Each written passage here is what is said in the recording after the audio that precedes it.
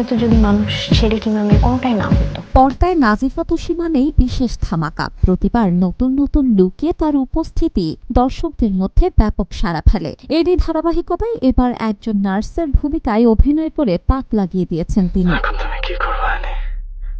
সোমবার রাতে মুক্তি পেয়েছে নাজিফা তুষি অভিনীত সিরিজ অ্যানির ট্রেলার। পুরো 1 মিনিট 40 সেকেন্ড জুড়ে তুষির থেকে চোখ সরানোই যেন তাই। অসম্ভব সাহসী লুকে আর সুন্দর ডায়লগ ডেলিভারি দিয়ে নজর কেড়েছেন তিনি।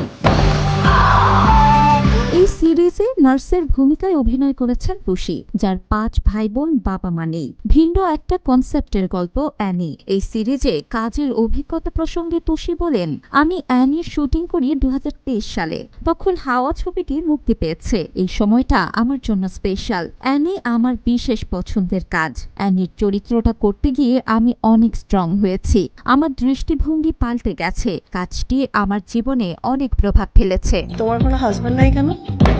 জানা গেছে বিশ্বের অন্যতম প্রভাবশালী সিরিজ কেন্দ্রিক উৎসব সেরিয়ান ক্যাম্প ফেস্টিভ্যালের উইমেন ইন সিরিজ বিভাগে বিশ্ব প্রিমিয়ারের জন্য নির্বাচিত হয়েছে অ্যানি। 9 জুন জার্মানির কোলনে অনুষ্ঠেয় উৎসবে সিরিজটির প্রদর্শনী হয়েছে। বিনোদন ডেস্ক, গ্রিন টিভি ডিজিটাল।